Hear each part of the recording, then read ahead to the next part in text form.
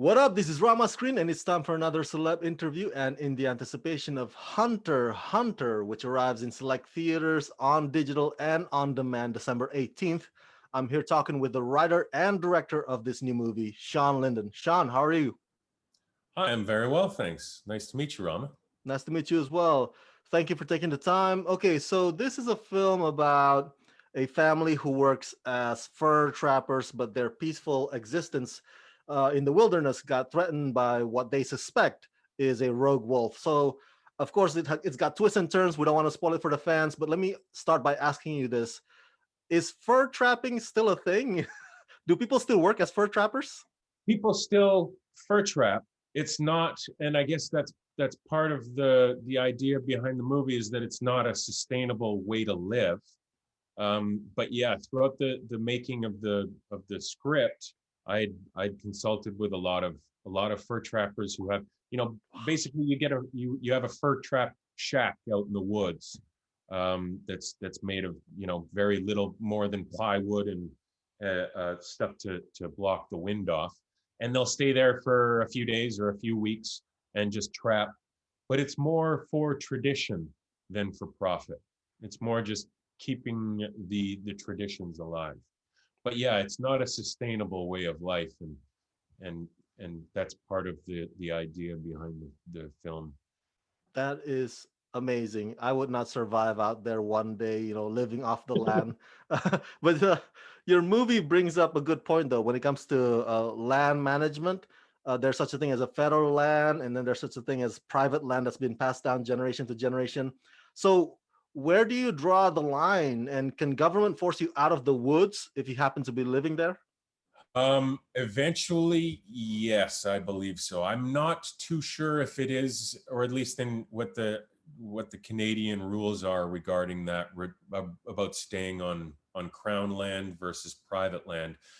If it's private, there's no.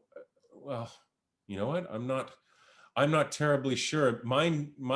The story takes place on the kind of the civilization and wild world disputed zone, Hmm.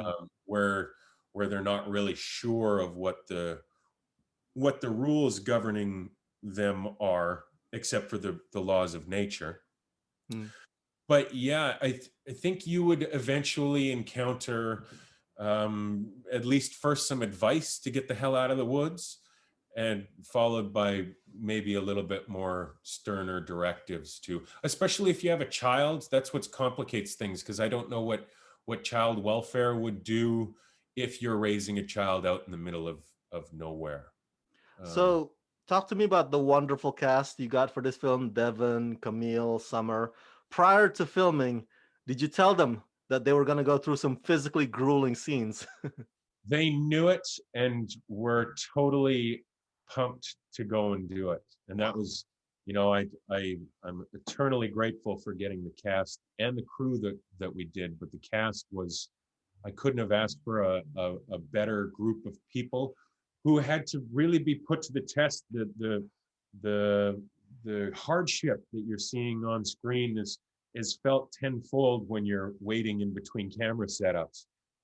Like, we went to a place that was very remote, um, without any of the amenities that society affords, just because, or uh, because that's where the story took place, out in the middle of nowhere, and that seemed to work for us. But yeah, at any time they could have just thrown their hands up and said, this is too much. I'm sitting in a tent right now in the pouring rain, and I have a lunch bag filled with cold food. I'm out of here. And I would never have faulted them a single bit.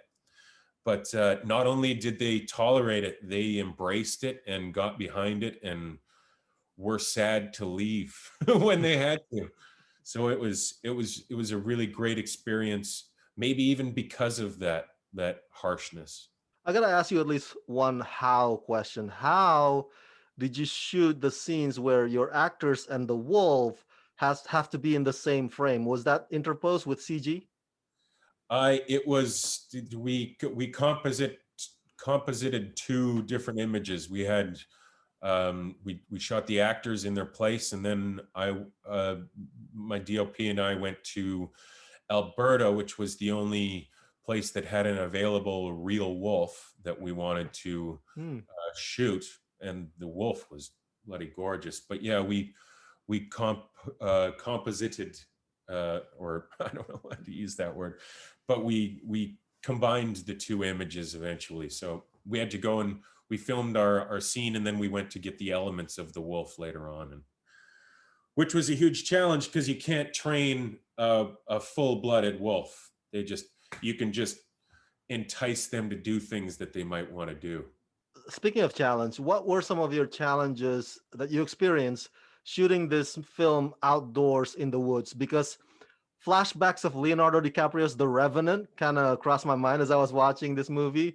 And it must have been difficult logistically, right? Maneuvering your filming equipments out in the wilds like that. For sure, we had to be very small and very mobile. It's funny that you mentioned the Revenant because it was one of the inspirations behind really wanting to show the in how inhospitable nature can be, and really trying to put that on screen. So we had to go to places where nature was pretty inhospitable. Um, One of the days we had a force majeure, one of the biggest snowstorms that Manitoba has ever had, that stopped all productions in the city except for ours because we were in the middle of nowhere. But like, we were a movie without snow, and we had the biggest snowstorm in our province's history of that on that day. Um, So yeah, there were tons. Like, that's about as big of a challenge as you can get, getting dumped on with snow, and you've just finished shooting a snowless movie. That and the snow went from having golden leaves on everything that were shimmering to, in the last couple of days, and thank God, because we were done with all of most of the exteriors, but that snow just wiped out every single tree bare of Whoa. leaves, and which has its own aesthetic effect. It just didn't match with what we had done before.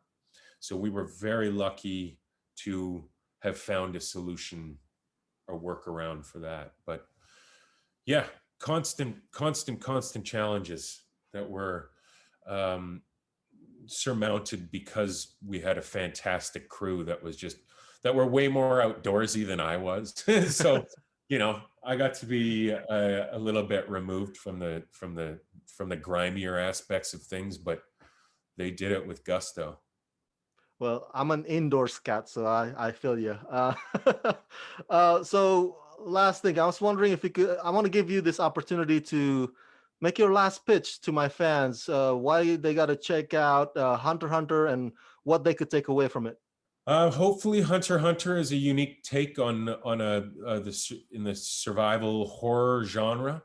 Um, Hopefully, by the end of it, you will have uh, thought that it was 90 minutes well spent for horror fans. Um, I hope so. It will be out in video on demand and in theaters in the States uh, on December the 18th. And yeah, if you like scary films that are a little disturbing, um, please check it out. And I hope you like it. For my fans at home, go check out Hunter x Hunter in select theaters and on the digital and on demand December 18th. Shawn Linden, thank you for talking to me and congratulations, sir. Thank you very much for having me.